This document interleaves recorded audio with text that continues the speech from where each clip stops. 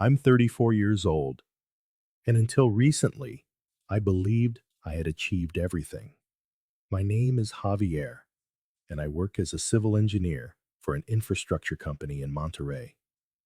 I have a good salary, job security, and until a short while ago, I thought I had the love of my life. I've always been a structured person, someone who plans every step, every decision. I'm the kind of man who doesn't leap without calculating the risks. That's how I chose Natalia, my wife, or so I believed. Natalia is 30. I met her 5 years ago when I was coordinating a road project downtown, and she was working as an image consultant for an advertising agency. I saw her walk out of a coffee shop one day with a smile that seemed invented for the movies. I approached her without thinking, a rare move for me.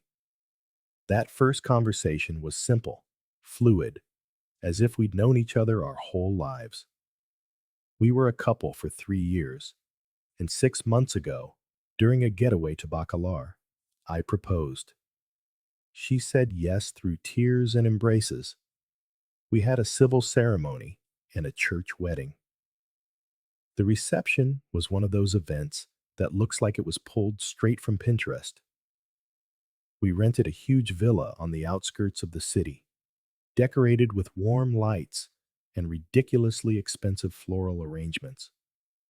We invited everyone, family, friends, coworkers. I thought it was the happiest day of my life.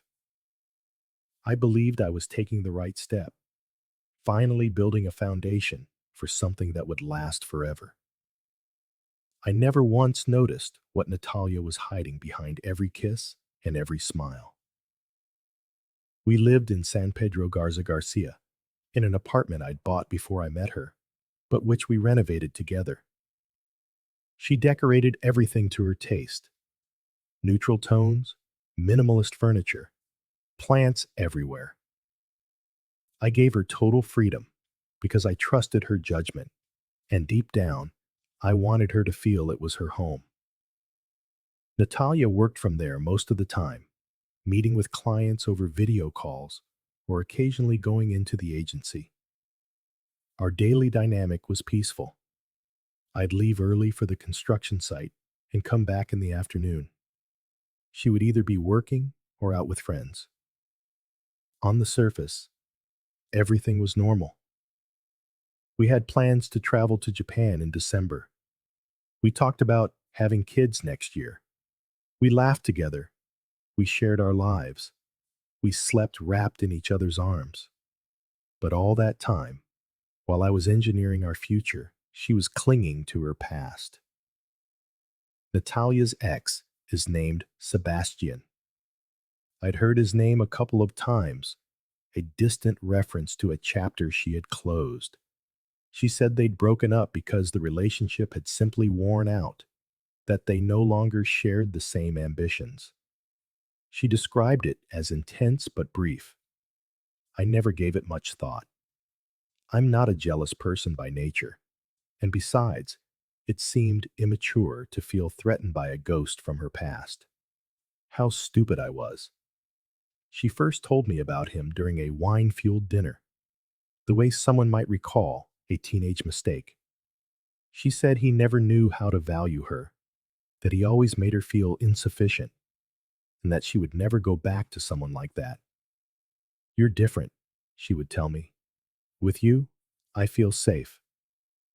And I, like an idiot, believed that her past had taught her how to appreciate someone like me. I never imagined that what it really taught her was how to lie with chilling confidence. After the wedding, Natalia started to act a little differently, but nothing alarming. More absences, more unexpected meetings, more time on her phone. I attributed it to the transition, to the normal stress of a new marriage. We were adjusting, or so I told myself. Whenever I mentioned it, she would just laugh, kiss my forehead, and say, "You're being paranoid, my love." That simple phrase was enough of an anesthetic to keep me from looking deeper. My mother has always been intuitive. She told me the moment she met Natalia. She's beautiful, but I don't know. There's something in her eyes. It's like she's always sizing things up. I defended her fiercely. I told my mother not to be ridiculous, that Natalia was an open book, that I knew her, that I was happy. But looking back now, I understand that sometimes the people who love you most see what you refuse to accept. And I refused with all my might. What I didn't know then was that Sebastian wasn't as far in the past as I believed. In fact, he had never truly disappeared. And while I was dreaming of a honeymoon in Japan, she was secretly meeting him. The past hadn't just returned, it was sleeping in our bed. It all blew up 2 weeks after we were married. The exact day was a Thursday. I remember because I came home early from work due to a machinery failure on site. It was 3 in the afternoon, and I thought I'd surprise Natalia with takeout from her favorite restaurant. When I got to the apartment, something felt off. Her car was gone, but her purse was on the counter. Her laptop was open in the living room, the screen black as if she'd left in a hurry. I didn't say anything. I ate alone, cleaned up, and waited. She arrived at 6. She was wearing makeup. Her hair was done, and she had that guilty look you only notice when you're paying close attention. I greeted her with a kiss, and she feigned normality. But the way she avoided my eyes made my stomach turn. It wasn't until Saturday that I discovered the truth.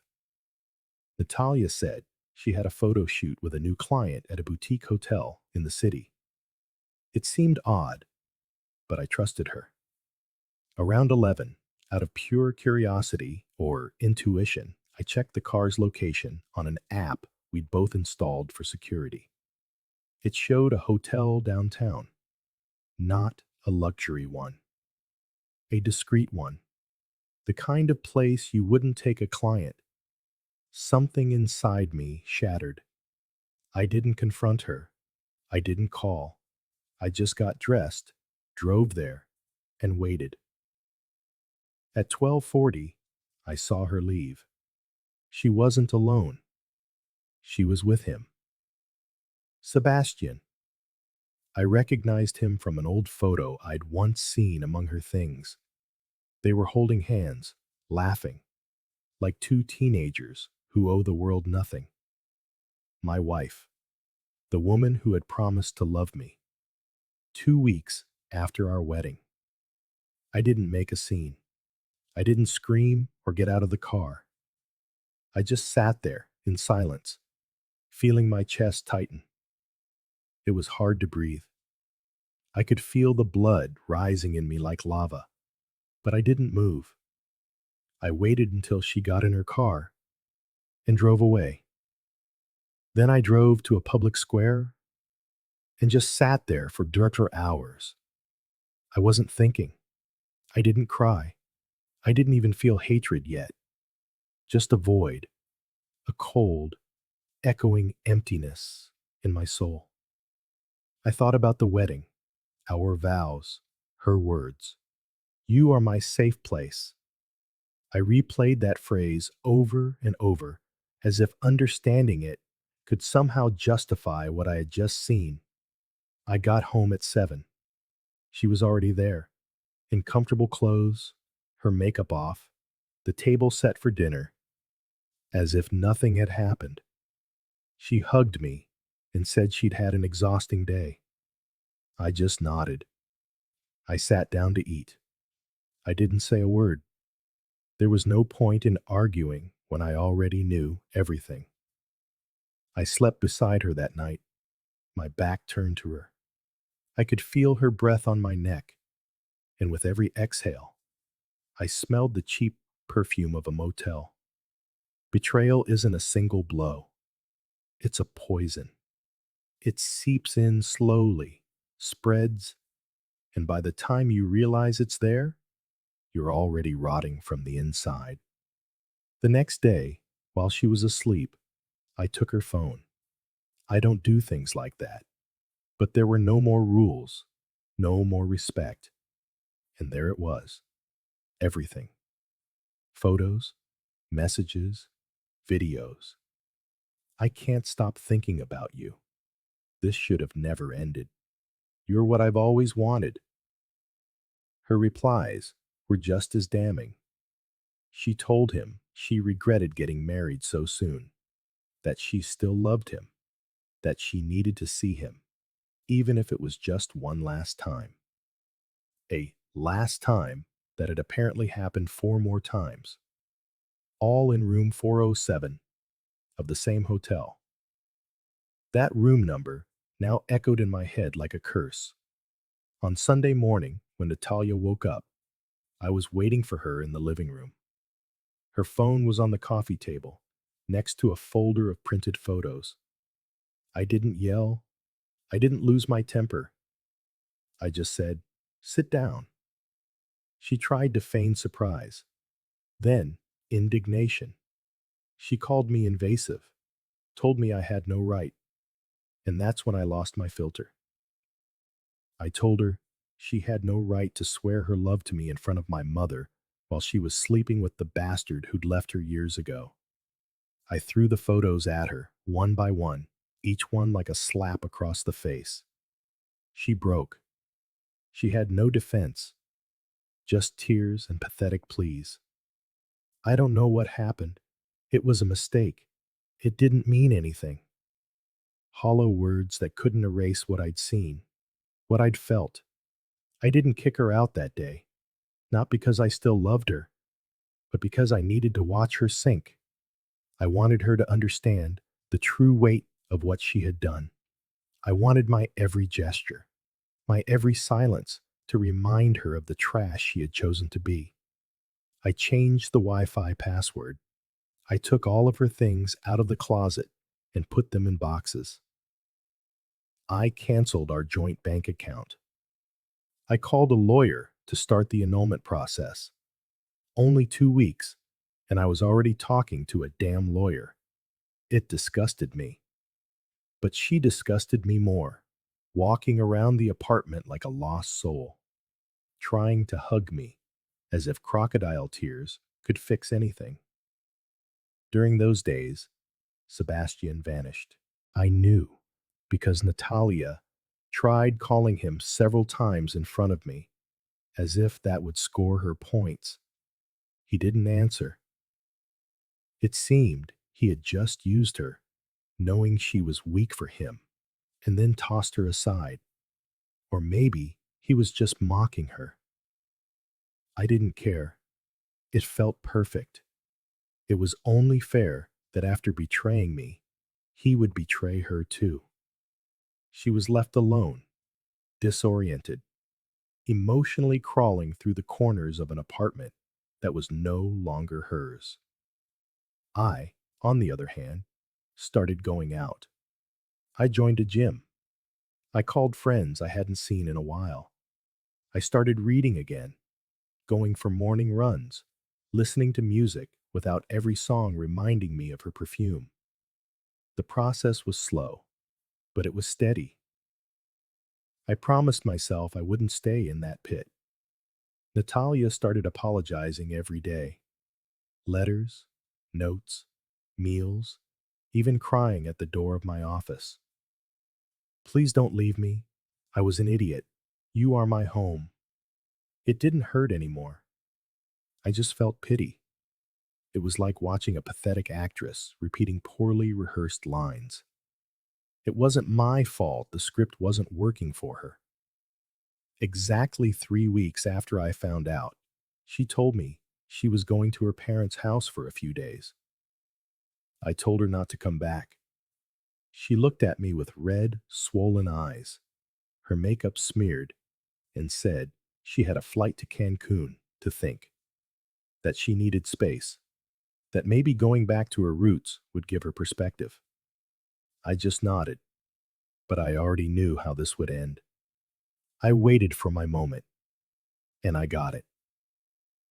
A week later, Natalia texted me from Cancun, a long message full of cliches that she realized she loved me, that she needed a fresh start, that we deserved a second chance. She said she was coming back on Sunday and wanted me to wait for her at the airport. She'd booked a table at the restaurant where we had our first date. She had something important to tell me. I didn't reply, but I went. Not for her, for me. I needed to close this chapter my way, to look her in the eyes and put the final stamp on it myself. I waited for her outside the arrivals gate. When she saw me, she smiled. She walked toward me with that face of rehearsed hope and guilt. She tried to hug me. I stepped aside. I asked her to sit down. I pulled an envelope from my backpack. "This is for you," I said. She opened it right there. It was a notarized letter, the annulment papers already processed. There was also a handwritten note inside. "You didn't break me. You freed me. What you destroyed wasn't love. It was an illusion." She fell silent, pale, as if the air had been ripped from her lungs. She tried to speak, but I held up my hand. "There's nothing left to say, Natalia. You are not the woman I thought you were. I didn't marry you. I married a version of you that you manufactured for me. You destroyed everything, all by yourself. And the worst part is, you did it for someone who has now thrown you away twice. That's what you're worth to him. To me, you're worth nothing." People around us started to stare. I didn't care. I stood up and walked away, leaving her there, alone, with the envelope in her hand and her soul in pieces. I never heard from her again after that day. I moved to another apartment, a smaller one with less space but more peace. I never again went to bed next to a lie. I started therapy. I traveled. I rebuilt myself. Not as revenge, but as a rebirth. I learned that love without respect is worthless. That loyalty isn't requested, it's demonstrated. That sometimes losing someone is exactly what you need to find yourself. Months later, a mutual friend told me that Natalia had tried to get back with Sebastian and that he had blocked her on everything. That she fell into some kind of depression, that she left the agency, that she left the country. I don't know if it's true. I don't care. All I know is that I walked out of that hell and she was left trapped in the flames she lit herself. I didn't break. I wasn't destroyed. I became invincible. Because when you hit rock bottom, you either drown or you learn to swim through the blood. I chose to swim, with my teeth clenched, with my rage converted into fuel. And now, every time I pass by that airport, I smile.